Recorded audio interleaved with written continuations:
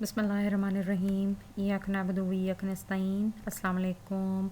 वामुस्तफ़ यार में आप सबका बहुत वेलकम है। और आज हम जो है अनदर एक्साइटिंग टॉपिक के साथ, जो कि हमारा तीसरा पड़ाव है हाइड्रोकार्बन्स की तरफ, जो कि स्पेसिफ़िकली हम अनसैचुरेटेड हाइड्रोकार्बन्स को डिस्कस करेंगे। लेसन नंबर 10 है ऑर्गेनिक केमिस्ट्री का, और इसमें हम पढ़ेंगे अल्काइंस। अल्काइंस होता क्या जी? इनको कॉमनली हम कहते हैं एसिटाइलिन। एसिटाइलिन क्यों कहते हैं? क्योंकि इसका फर्स्ट मेंबर्स जो होते हैं वो एसिटाइलिन होते हैं, तो इसीलिए हम इनको जो है अल्काइंस को नॉर्मली एसिटाइलिन कहते हैं। मॉलिक्यूलर फार्मूला इनका अगर हम जनरल फार्मूला की बात करें तो CnH2n-2 है, क्योंकि कार्बन दूसरे कार्बन के साथ लिंक होता है by means of triple bond, यानी 3 बॉन्ड तो दोनों कार्बन के दरमियान हो जाते हैं, और जो एक वैलेंसी हर कार्बन की रहती है वो हाइड्रोजन के साथ सेटिस्फाई हो जाती है। तो ethyne is one of the simplest alkyne जो कि आपके पास है, और उसका फॉर्मूला हो जाएगा C2H2 by following general formula which is CnH2n-2। अच्छा जी, आपके पास एग्जांपल्स नज़र आ रही होंगी कि एसिटाइलिन की जो है ये कॉमनली नेम है। Ethyne is the IUPAC name. Acetylene जो है वो 2 कार्बन्स हैं। कंडेंस फार्मूला नज़र आ रहा है। स्ट्रक्चर फार्मूला में अपने हर बॉन्ड को अलग से बनाया है, और डॉट एंड क्रॉस नज़र आ रहा है। अगर आपके पास प्रोपाइन है तो प्रोपाइन में 3 कार्बन्स हैं, और तीनों में से आप चाहे राइट से ट्रिपल बॉन्ड लगा दें या लेफ़्ट पे लगा दें, तो चाहे राइट पे लगाएं या लेफ़्ट पे लगाएं, एक ही बात है ट्रिपल बॉन्ड। और उसके बाद कार्बन के ऊपर जितनी भी वैलेंसीज हैं उसको हाइड्रोजन से सेटिस्फाई कर लें। मिथाइल एसिटाइलिन हम इसलिए कह रहे हैं क्योंकि ये कार्बन और कार्बन के दरमियान ट्रिपल बॉन्ड था, और जैसा कि आपने देखा इस ग्रुप को आप एसिटाइलिन कहते हैं, और इसका एक हाइड्रोजन आपने शुरू से हटाकर मिथाइल ग्रुप लगा दिया, तो इसको आपने कहा मिथाइल एसिटाइलिन, जिसको आयोपेकली आप प्रोपाइन कहते हैं। अगर आप इसमें इस स्ट्रक्चर में देखें जो कि हमारा इथाइन का है, उसके साथ जो दोनों हाइड्रोजन्स हैं, अगर ये दोनों हाइड्रोजन्स आप ख़त्म कर दें और उसकी जगह CH3 ग्रुप लगा दें, तो इसको हम कॉमनली कहेंगे डाईमिथाइल, क्योंकि दोनों तरफ मिथाइल ग्रुप है, डाईमिथाइल एसिटाइलिन। और अगर आयोपेकली देखें तो हमारे पास 4 कार्बन्स हैं, तो 4 कार्बन के लिए ब्यूट का वर्ड आप इस्तेमाल करेंगे, और क्योंकि ट्रिपल बॉन्ड है तो बजाय एन या इन लिखने के, अगर ट्रिपल बॉन्ड आ जाए तो आप इन को रिप्लेस करके आप उसमें YNE लगा देते हैं, यानी butyne. So instead of calling is at butane या ब्यूटीन, आप इसका प्रॉपर नाम होगा ब्यूटाइन। ठीक है। अकरेंस की बात करें तो क्योंकि ये बहुत कम जो है फ्री नेचर में एग्जिस्ट करता है, और कोल गैस के अंदर अप्रॉक्सीमेटली ये 0.06% प्रेजेंट। जी, अब हम आ जाते हैं कि प्रेपरेशन ऑफ अल्काइंस जो हैं वो हम कैसे करते हैं। तो हमारे पास क्योंकि ये अनसैचुरेटेड हाइड्रोकार्बन्स हम प्रिपेयर करना चाहते हैं, तो उसके लिए हमें एलिमिनेशन करनी पड़ेगी। और ऑब्वियसली ये बात है कि अगर आप अल्कीन्स बना रहे थे तो वहाँ आपको 2 एटम्स जो हैं एलिमिनेट करने पड़ते थे, चाहे वो हाइड्रोजन और हाइड्रोक्सिल ग्रुप की फॉर्म में हो या हाइड्रोजन और हैलोजन्स की फॉर्म में हो। लेकिन अब क्योंकि हम यहाँ पर 2 पाई बॉन्ड्स को जो है वो जनरेट करना चाहते हैं, तो इसी तरीके से हमें 4 एटम्स को जो है respectively from the adjacent carbon atoms eliminate करना पड़ेगा। अच्छा, यहाँ पे बात मैं एडजेसेंट की कह रही हूँ, तो एडजेसेंट का मतलब होता है वो कार्बन जो बिल्कुल साथ साथ होते हैं, वहाँ से आप रिस्पेक्टिवली 2-2 एटम्स जो हैं वो एलिमिनेट करते हैं। जो मोस्ट लाइकली हम यहाँ पे मेथड्स यूज़ करते हैं, क्योंकि एलिमिनेशन हो रही है तो we always go for the word de. De means removal without. So de hydro halogenation. De hydro का मतलब कि रिमूवल आपने करने हैं हाइड्रोजन और हैलोजन्स, तो ऑब्वियसली 2 हाइड्रोजन होने चाहिए और 2 हैलोजन्स होंगे। और vicinal dihalides, vicinal means that adjacent carbons हों आपके पास, Cl ग्रुप्स जो हैं वो 2 एडजेसेंट कार्बन्स के ऊपर प्रेजेंट हो। दूसरा मेथड है dehalogenation. It means that removal of halogens. So if you want to remove just only halogens, तो then there should be 4 halogens which are present on adjacent carbon atom. So over here you are using the term dehalogenation of tetra halide. So अब हम इनके reactions की तरफ अगर आएँ तो हमें नज़र आ रहा है कि dehydrohalogenation is done in of vicinal dihalide. Over here आप इक्वेशन अगर देख रहे हैं तो उसमें एक कार्बन के ऊपर Cl है और दूसरे एडजेसेंट कार्बन के ऊपर Cl है। अगर ये दोनों Cl सेम कार्बन के ऊपर होते तो वो जर्मिनल आपके पास होता डाइहेलाइड्स, लेकिन विसिनल डाइहेलाइड्स के लिए क्या होता है कि ये दोनों क्लोरीन्स जो हैं एडजेसेंट कार्बन्स के ऊपर होने चाहिए। सो जब अल्कोहलिक KOH के साथ, क्योंकि यहाँ 2 मोल्स आप यूज़ कर रहे हैं, क्योंकि जो है 2 KCl आपके पास बनेगा और उसके मुताबिक जो है 2 वाटर मॉलिक्यूल्स बनेंगे और यहाँ से H and Cl and from here H और Cl जो है एलिमिनेट होके आपके पास एसिटाइलिन या इथाइन जो है वो बनेगा। दूसरा डीहेलोजिनेशन का प्रोसेस जो है वो मोस्टली आप जिंक की प्रेजेंस में जो है वो करते हैं। जिंक डस्ट की प्रेजेंस में जो है 1122 टेट्रा क्लोरोइथेन रिएक्ट करता है, हीट होती है और जिंक क्लोराइड और इथाइन बनता है। फिजिकली अगर हम बात करें अल्काइंस की तो ये हमारे पास कलरलेस है विद अ फेंट गार्लिक स्मेल।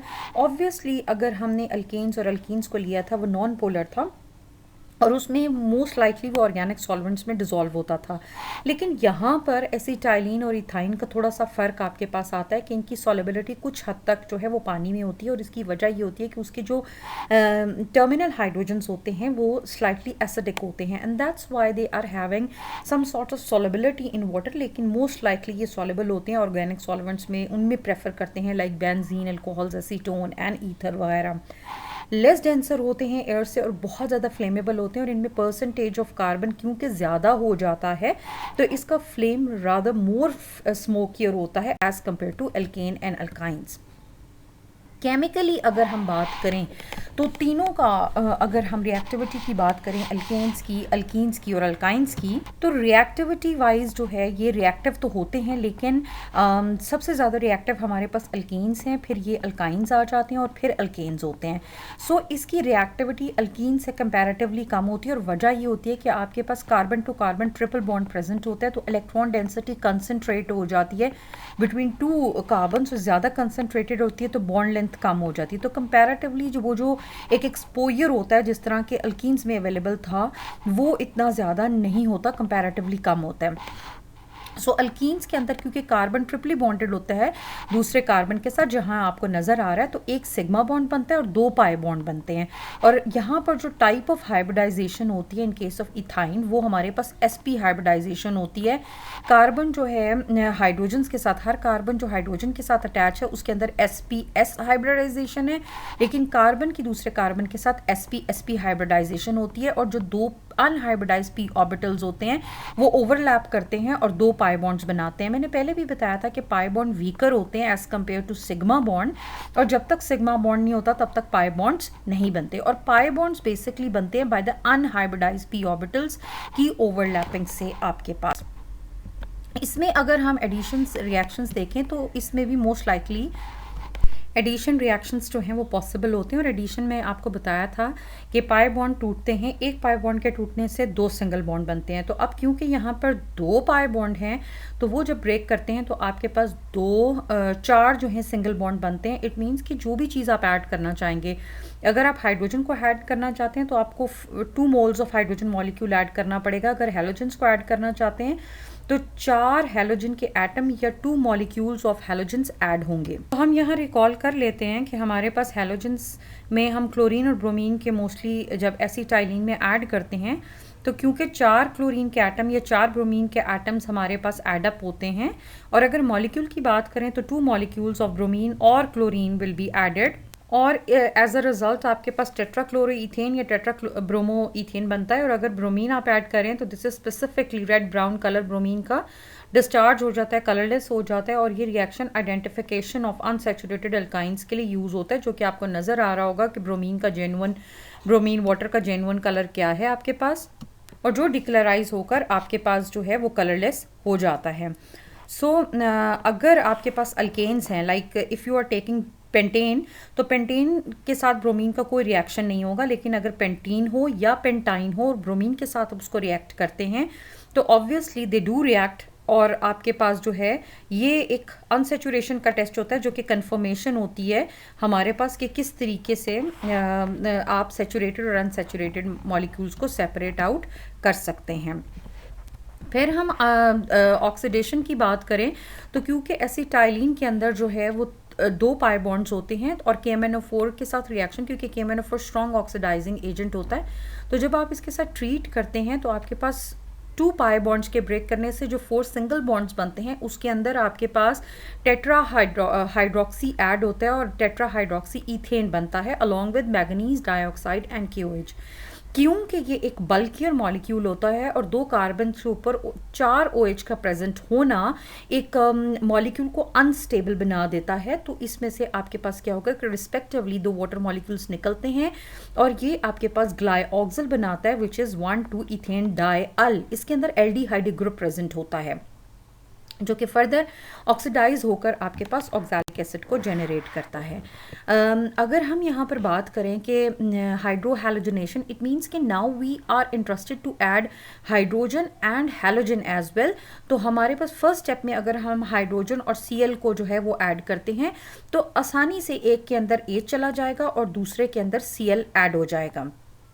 लेकिन जब हम क्लोरोईथीन बना लेते हैं और अगले स्टेप की तरफ जाते हैं तो यहाँ पर हमारे पास अब सिचुएशन एक अनसिमेट्रिकल मॉलिक्यूल की है, क्योंकि एक कार्बन के ऊपर 2 हाइड्रोजन हैं और दूसरे कार्बन के ऊपर 1 हाइड्रोजन और Cl है।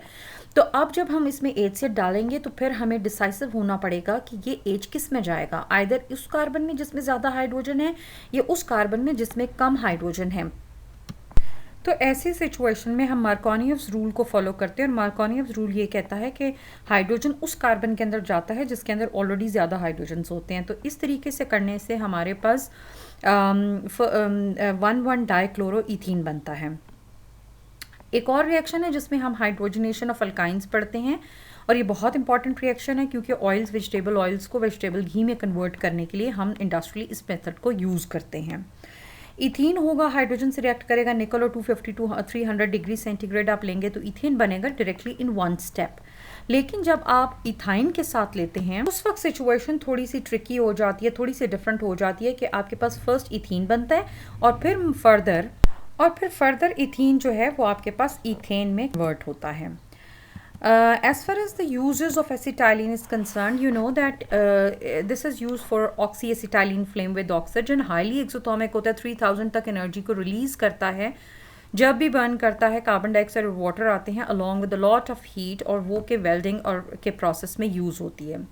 एसिटाइलिन दूसरे केमिकल्स बनाने के लिए यूज़ होता है क्योंकि जिस तरह आपने अल्कोहल्स, एसिटल्डिहाइड और एसिड्स वगैरह। अच्छा, फिर हम बात करते हैं कि ये यूज़ किया जाता है राइपनिंग ऑफ फ्रूट्स के लिए, and it is use for the manufacture of polymers like polyvinyl chloride, polyvinyl acetate and synthetic rubbers like neoprene. ये आपके पास डिफरेंट स्ट्रक्चर्स जो हैं नज़र आ रहे होंगे यहाँ पर, उसमें ये यूज़ किया जाता है। दूसरा ये है कि जब आप कॉपर की प्रेजेंस में या रेड हॉट आयरन की प्रेजेंस में 873 डिग्रीज में करते हैं तो ये पॉलीमराइज होता है बेंजीन। और आपको पता है कि बेंजीन जो है रॉ मटेरियल है, बहुत सारे ऑर्गेनिक कंपाउंड्स जो हैं उससे बनते हैं। तो हमारे पास ओवरऑल व्यू ये है कि एसिटाइलिन के बारे में हमने एक ओवरव्यू पढ़ा कि ये अनसैचुरेटेड हाइड्रोकार्बन इसको कैसे प्रिपेयर करेंगे, इसकी अक्रंस क्या है, फिज़िकली ये कैसे होते हैं, केमिकली कैसे रिएक्ट करते हैं, और फाइनली किस तरीके से जो है इनके हम यूजेस को डिस्कस करते हैं। तो यूजेस में इनकी पॉलीमराइजेशन का प्रोसेस होता है, राइबनिंग में यूज़ हो रही हैं, ऑक्सीडेशन से अल्कोहल्स एसिटल्डिहाइड टिल एसिड्स बनते हैं, और वेल्डिंग के प्रोसेस में इसकी अलॉट ऑफ हीट जो एलिमिनेट होती है ऑक्सीडेशन में, कंबस्शन में, वो हम यूज़ करते हैं। आई होप कि ये लेक्चर्स आपके लिए इम्पोर्टेंट साबित होंगे। इंशाल्लाह नेक्स्ट टॉपिक के साथ जो है वो मुलाकात होगी। अल्लाह हाफ़िज़।